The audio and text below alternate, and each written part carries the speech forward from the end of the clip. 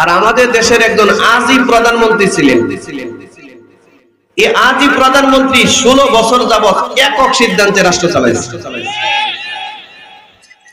আমাদের আজীব প্রধানমন্ত্রী যদি বলতো শনিবারে শুক্রবার, সবাই বলতো হ্যাঁ শুক্রবার, কথা ঠিক না? হঠাৎ করে বললাম, মানে এক এক সময় এক এক কথা হঠাৎ করে বলে বসলো, এই কাঁঠাল দিয়া বার্গার বানাইয়েন, এদেশের সব মানুষের হায়াত বাড়ায় দিলাম ৭৬ বছর পর্যন্ত। 1 ঘন্টা সময় টাইমটা লম্বা করে লেছে, আরো যত সব হাবিজাবি কথা, ঠিক না? একটা মানুষ প্রতিবাদ করতে পারে নাই। 16টা বছর যাবত যা মনে চেয়েছে সেইভাবে রাষ্ট্র চালিয়েছে, ঠিক কিনা জোরে বলুন। কোন মানুষকে কথা বলতে দেয় নাই। কিসের পুলিশ, কিসের র্যাব, কিসের আর্মি, কিসের বিজিবি, কোন রাষ্ট্রের কোন সিভিল সোসাইটি থেকে শুরু করে রাষ্ট্রের কোন মানুষের মতামত ব্যক্ত করার সুযোগ ছিল না। উনি মনে করতেন ওনার আর ওনার বাপের দেশে। আমরা যারা আছে সব মিলে বারাটিয়া, ঠিক না?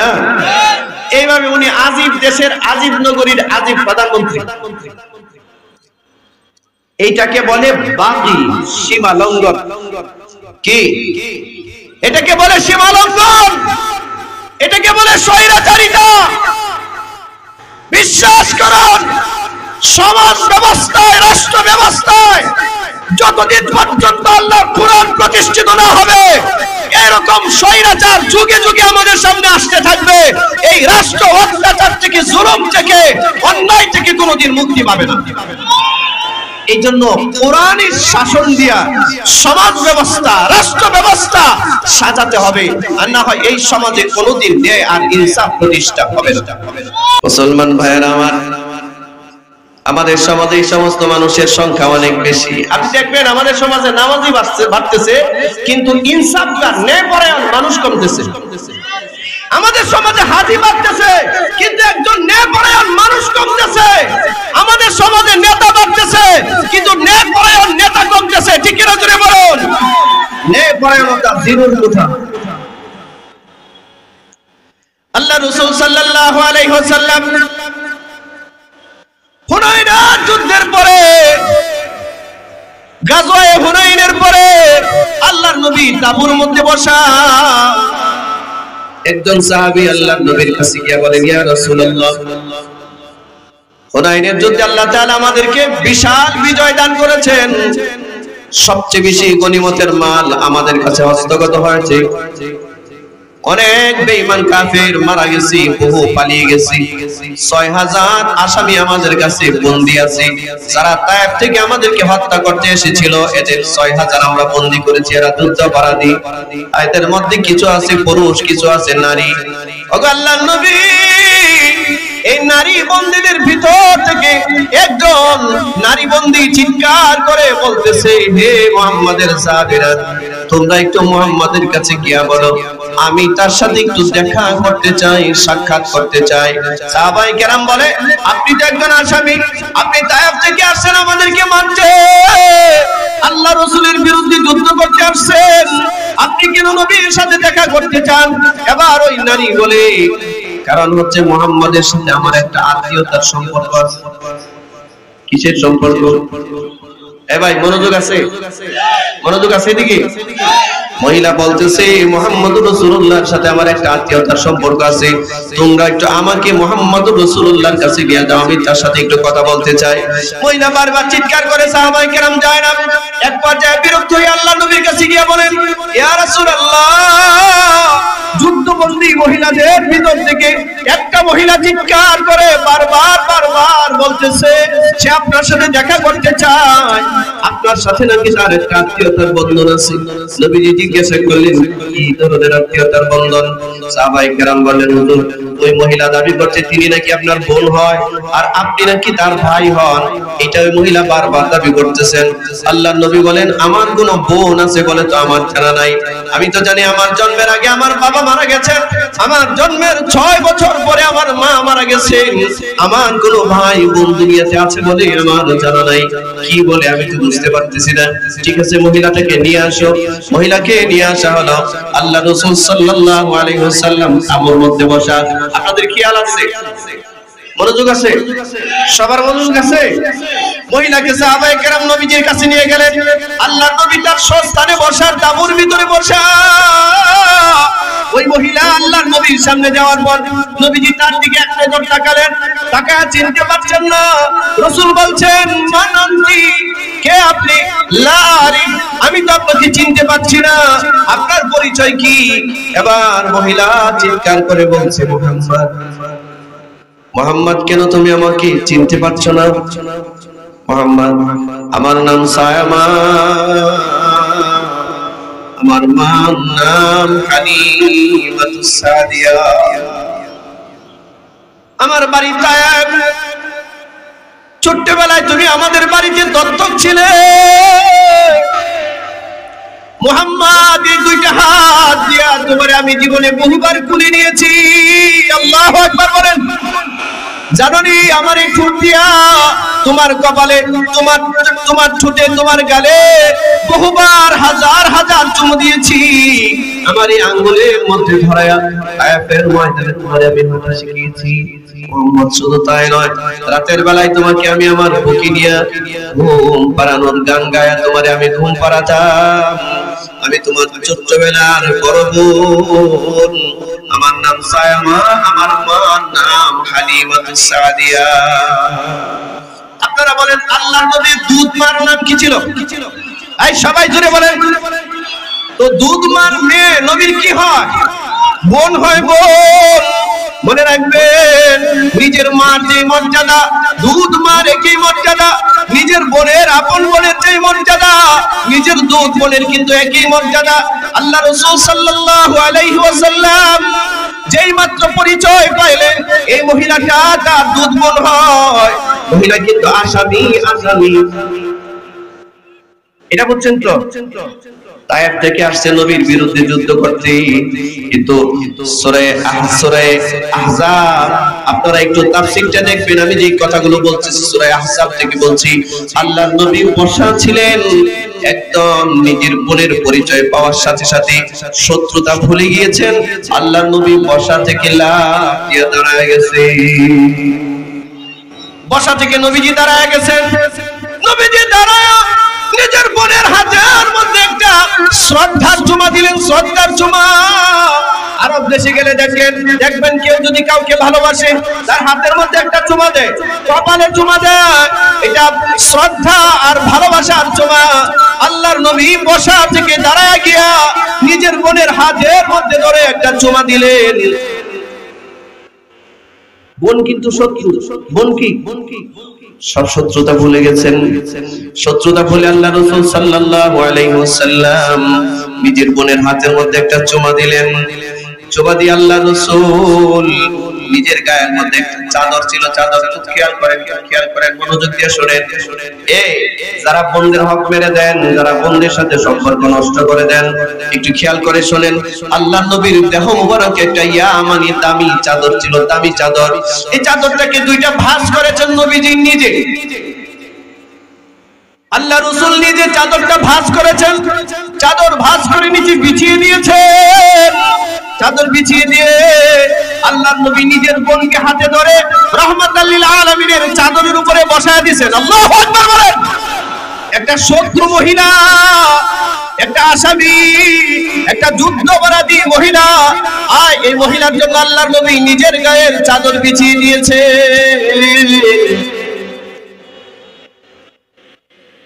যেই নবী জমিনে থুতু নিক্ষেপ করলে জমিন থেকে বেশ আম্বারের টান বের হয়। কোন রাস্তা দিয়ে নবীজি হেঁটে গেলে 40 দিন পর্যন্ত ওই রাস্তার মধ্যে সুঘ্রাণ ছড়াইতে থাকত। যেই নবীর পায়ের ধুলির কণার স্পর্শ পাওয়ার জন্য আরশের ফেরেশতারা হাজার হাজার বছর অপেক্ষা করেছিল। যেই নবী তার শরীর মুবারকের একটা চাদর, মুবারক চাদর, যার থুতু মেশক আম্বরের চেয়ে দামি, তার শরীরের চাদরটা কত দামি। এই চাদরটা বিছিয়ে দিয়েছেন একটা মহিলার জন্য, তাও মহিলা শত্রু, কিন্তু যুদ্ধের ময়দানে পরিচয় পেয়েছেন তিনি তার দুর্বল নয়। দেখছেন না আর কিচ্ছু না, আল্লাহর নবী সব শত্রুতা ভুলে গেছেন। নবীজির ভিতরে কোনো কষ্ট রাখেন নাই। নিজের বোনকে যেভাবে সম্মান জানানো দরকার আল্লাহর নবী সেভাবে সম্মান জানালেন। আল্লাহ রাসূল ওই চাদরের উপরে নিজের বোনকে বসিয়ে দিয়েছেন। বসিয়ে নবীজি ওই চাদরের উপরে নিজের বোনের সামনে একেবারে ছোট বাচ্চাদের মতো বসেছেন।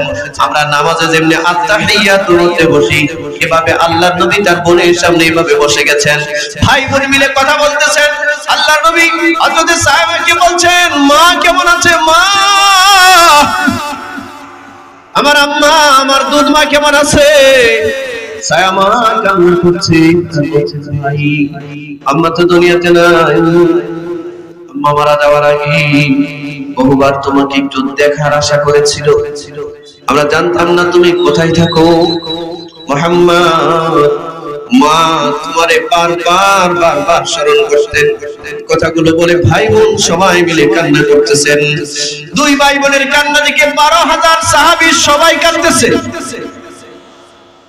ও দুনিয়ার মুসলমানেরা, আল্লাহ রাসূল ওই চাদরের উপরে বসে নিজের বোনের অনেক হাল খুশি জিজ্ঞাসা করলেন, অনেক কিছু জিজ্ঞাসা করছে। নবীজি তার বোনের জন্য চাদর বিছায়া দেয়, আর আপনি আপনার বোনদের ভাগ মেরে দেন। যুদ্ধের ময়দানে আল্লাহ রাসূল তার বোনের জন্য চাদর বিছায়া দেয়, আর আপনি আর আমি মিলে বোনদের ভাগ মেরে দেই। এই হইল আমাদের জিন্দেগি। কি বলেন? শুধু তাই নয়, অনেক লম্বা কথা সংক্ষেপে বলছি। আল্লাহ রাসূল সাল্লাল্লাহু আলাইহি ওয়াসাল্লাম এবার তার বোনকে বলতেছে, বোন আমার, আমি আপনার জন্য কি করতে পারি, কি সহযোগিতা করতে পারি, আমাকে একটু বলুন। হযরত সাইমা আল্লাহর নবীকে বলেন, মুহাম্মদ আমি তো এখন তোমার কাছে, তোমার সাহাবীদের কাছে একজন যুদ্ধবাদী, একজন আসামি হিসেবে বন্দী আছি। যদি তুমি ক্ষমা না করো, হয়তো কোনো সাহাবী আমাকে বাদী হিসেবে নিয়ে যাবে। আমি তোমার কাছে একজন আসামি হিসেবে মুক্তি চাই, মুক্তি আমাকে ক্ষমা করে দাও, আমাকে মুক্তি দিয়ে দাও, আমাকে তুমি ছেড়ে দাও। আল্লাহ রাসূল সাল্লাল্লাহু আলাইহি ওয়াসাল্লাম সকল সাহাবীকে ডাকলেন, ডেকে বললেন, ও আমার সাহাবীরা, এই যে বোন, এই যে মহিলাটা আমার চাদরের উপরে বসা,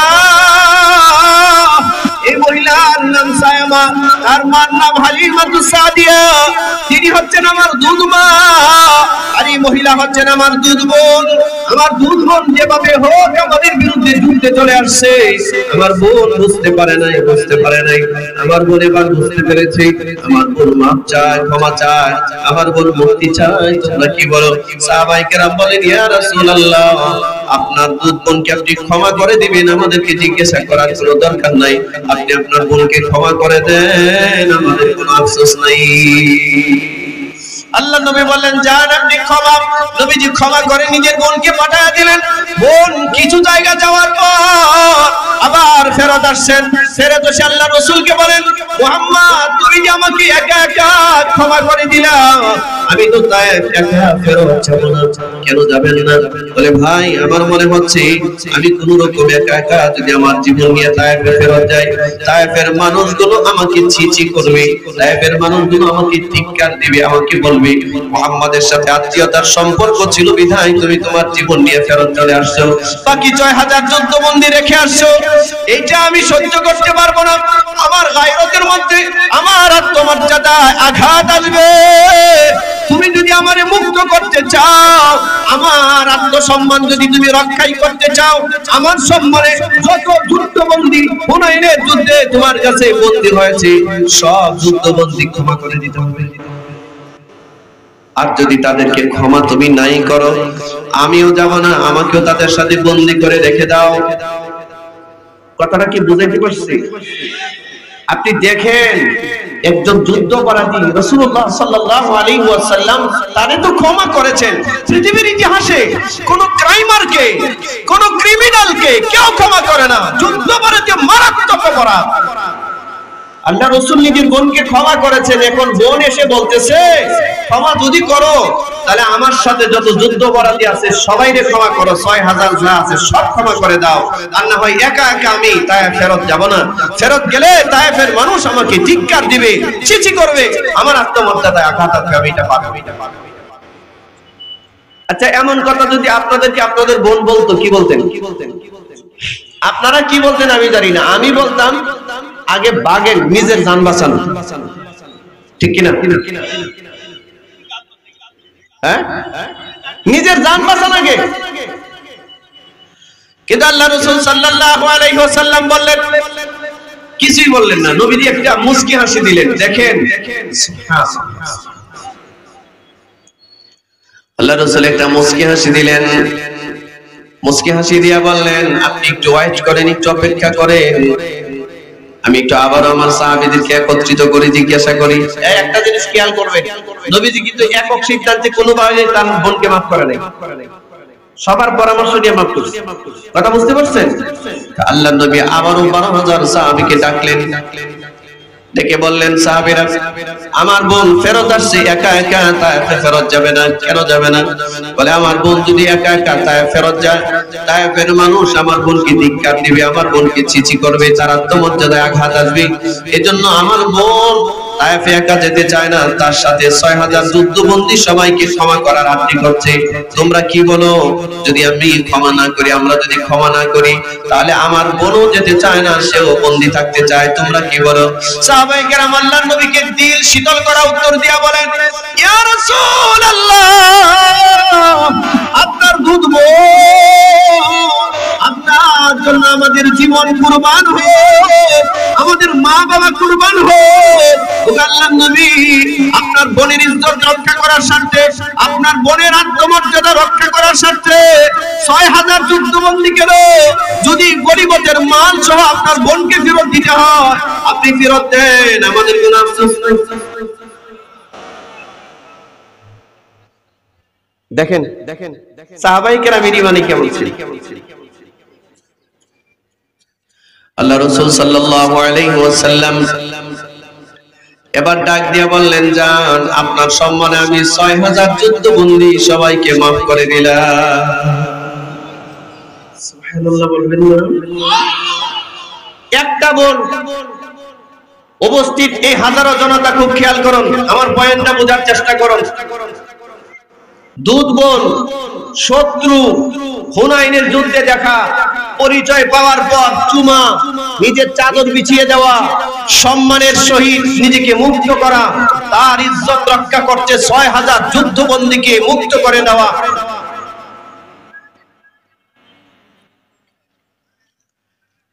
আমার প্রিয় ভাইরা, আপনাদের কাছে আমি জানতে চাই,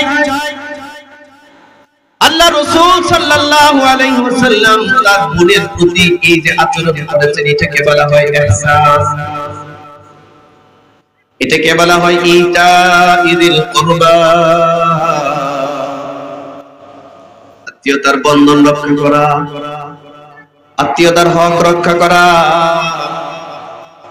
আল্লাহ রাসূল সাল্লাল্লাহু আলাইহি ওয়াসাল্লাম একটা জিনিস খেয়াল করেন, আল্লাহর নবী 2 বার তার বোনকে ক্ষমা করেছেন, একবারও একা একা ক্ষমা করে নাই, সবাইকে নিয়ে ক্ষমা করছে। আল্লাহর নবী বলেন, আপনারা আমি একা ক্ষমা করে দিতে পারি, আপনারা বলুন, নবীজি যদি একবার বলে দিতেন যান আপনি মুক্ত, কোন সাহাবীরা নবীর সামনে কি মুখ খুলতো? এটা আল্লাহ রাসূল একবারও ক্ষমা করলেন না। ক্ষমা করলেন, বললেন, আমি যদি আমার বাড়িতে থাকতাম, আপনি একা আসতেন, আমি একা আপনাকে ক্ষমা করে দিতাম, কিন্তু এটা যুদ্ধের ময়দান, যুদ্ধ আমি একা করি নাই, আমার সাথে 12000 সাহাবী যুদ্ধ করেছে, আপনাকে ক্ষমা করতে হলে 12000 সাহাবীর পরামর্শ লাগবে। He was the leader of the world. এই লালমনিরহাটের মানুষ খুব খেয়াল করুন, এই জন্য মুহাম্মদুর রাসূলুল্লাহ সাল্লাল্লাহু আলাইহি ওয়াসাল্লামকে বলা হয় লাকাদ কানা লাকুম ফি রাসূলিল্লাহি উসওয়াতুন হাসানাহ। He was the leader of the world. He was the matter, not only all is part of us. মুহাম্মদুর রাসূলুল্লাহ সাল্লাল্লাহু আলাইহি ওয়াসাল্লাম এইজন্য গোটা বিশ্ব মানবতার এক ইনসাফের মূর্ত প্রতীক। নবীজি বলেন, বোন আমি যদি একা আপনাকে ক্ষমা করে দেই এটা বেইনসাফি হবে, এটা স্বজনপ্রীতির বিচার হবে, আমি স্বজনপ্রীতির বিচার করতে পারবো না। এটাকে বলে আদল। এটাকে কি বলে? আদল মানে ন্যায় বিচার, ন্যায়পরায়ণতা। কথাটা কি বুঝাইতে পারছি আমি? এটাকে বলে ন্যায়পরায়ণতা, এটাকে বলে আদল। আর বোনকে ক্ষমা করে দেওয়া এটাকে বলে ইহসান। নবীজি ন্যায়পরায়ণ যেমন ছিলেন এবং ইহসানকারী ছিলেন, এমন ঈদা ঈদুল কুরবার মুখাতাব ছিলেন আল্লাহর রাসূল সাল্লাল্লাহু আলাইহি ওয়াসাল্লাম। সম্মানিত হাজিরিন, আল্লাহর নবী সাল্লাল্লাহু আলাইহি ওয়াসাল্লাম আপনাদের কাছে বলতে চাই, নবীজি যে তার বোনকে ক্ষমা করলেন একক সিদ্ধান্তে না, সবার পরামর্শ নিয়ে। আর আমাদের দেশের একজন আজীব প্রধানমন্ত্রী ছিলেন। এই আজীব প্রধানমন্ত্রী 16 বছর যাবত একক সিদ্ধান্তে রাষ্ট্র চালাইছে। আমাদের আজীব প্রধানমন্ত্রী যদি বলতো শনিবারে শুক্রবার, সবাই বলতো হ্যাঁ শুক্রবার। কথা ঠিক না? হঠাৎ করে একবার বললাম, মানে এক এক সময় এক এক কথা হঠাৎ করে বলে বসলো, এই কাঁঠাল দিয়া বার্গার বানাইয়েন। এদেশের সব মানুষের হায়াত বাড়ায় দিলাম ৭৬ বছর পর্যন্ত। 1 ঘন্টা সময় টাইমটা লম্বা করে লেছে, আরো যত সব হাবি যাবি কথা। ঠিক না? একটা মানুষ প্রতিবাদ করতে পারে নাই 16টা বছর যাবত যা মনে চেয়েছে সেইভাবে রাষ্ট্র চালিয়েছে। ঠিক কিনা জোরে বলুন। কোন মানুষকে কথা বলতে দেয় নাই। কিসের পুলিশ, কিসের র্যাব, কিসের আর্মি, কিসের বিজিবি, কোন রাষ্ট্রের কোন সিভিল সোসাইটি থেকে শুরু করে রাষ্ট্রের কোন মানুষের মতামত ব্যক্ত করার সুযোগ ছিল না। উনি মনে করতেন ওনার আর ওনার বাপের দেশে। আমরা যারা আছে সব মিলে বারাটিয়া। ঠিক না? এইভাবে উনি আজীব দেশের আজীব নগরীর আজীব প্রধানমন্ত্রী। এইটাকে বলে বাগী, সীমা লঙ্ঘন। কি এটাকে বলে সীমা লঙ্ঘন, এটাকে বলে স্বৈরাচারিতা।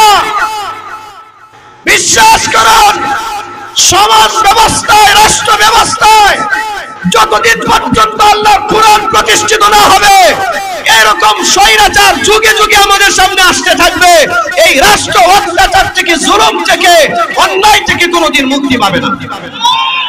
এই জন্য কোরআনের শাসন দিয়া সমাজ ব্যবস্থা, রাষ্ট্র ব্যবস্থা সাজাতে হবে, আর না হয় এই সমাজে কোনোদিন ন্যায় আর ইনসাফ প্রতিষ্ঠা হবে না।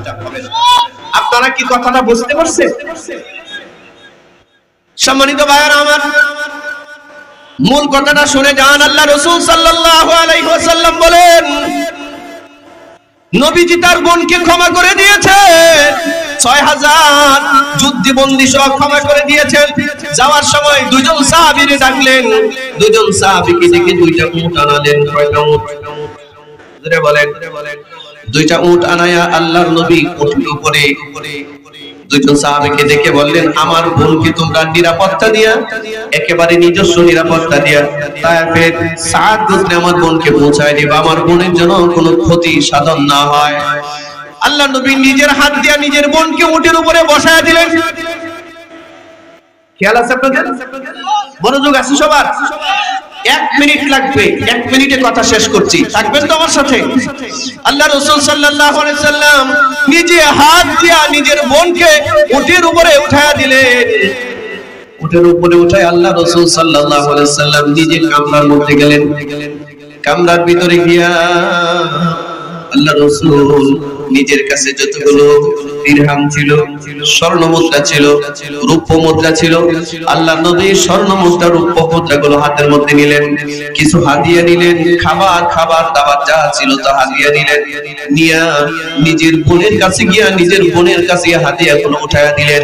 উঠায় দিয়া বোনকে বলতেছেন, বোন আমার কাছে আজকে দেওয়ার মতো এই পর্যন্তই ছিল, আর কিছুই না। যদি আমার কাছে থাকতো আমি আরো কিছু আপনাকে দিতাম। আমার কাছে যা ছিল সব দিয়া দিলাম। আপনি আমার উপরে নারাজ হয়েন না, আপনি আমার উপরে নাখুশ হয়েন না, আপনি আমার উপরে সন্তুষ্ট থাকবেন।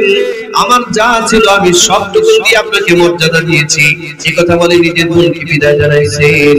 ও লালপুরের মনিরহাটের ভাইয়ারা আমার, আল্লাহ রাসূল নিজের বোনকে যুদ্ধের ময়দানে মাফ করে দিয়া তার উদ্দেশ্যে তার ইজ্জত রক্ষা করার জন্য ৬০০০ যুদ্ধ বন্দীকে মাফ করে দিয়া আল্লাহ নবী নিজের বোনকে হাদিয়া তোহফা দিয়া বিদায় জানায়। আর আপনি আমি আমাদের বোনদের সব হক মেরে দেই। এই হলো আমাদের জীবন। আল্লাহর নবীর ইনসাফ ছিল সব দিয়ে দাও। আর আমরা সবাই মিলে হাজী সাহেব, গাজী সাহেব, নামাজি বেনামাজি সবাই মিলে বন্ধের হক মেরে দেই। এটাকে আদল বলে না, এটাকে ইনসাফ বলে না, এটাকে জুলুম বলে। জুলুম কি বলে? জোরে বলেন কি বলে? জুলুম। আমি জানি আপনাদের ধৈর্য ছুত হয়ে গেছে, আপনাদের সময় আর নিব না, আমার বয়ান এখানে শেষ করছি। আল্লাহ রাসূল, আল্লাহ তাআলা এই আয়াতের মধ্যে তিনটা আদেশ করেছেন, তিনটা নিষেধ করেছেন। আদেশ তিনটার মধ্যে এক নম্বরে, হে বান্দা, ইন্নাল্লাহা ইয়া'মুরু বিল আদলি, আমি আল্লাহ তোমাদেরকে আদেশ করছি আদলের, ন্যায় বিচারের, ন্যায় পরায়ণতার। এই জন্য কোন মানুষের ব্যক্তি জীবন যদি ন্যায় পরায়ণ না হয়, এই মানুষটা মারা গেলে প্রতিবেশীও কাঁদবে না। আর কেউ যদি ন্যায় পরায়ণ হয়ে যায়, এই মানুষ মারা গেলে আল্লাহর আরশ সহ কেঁদে দেয়।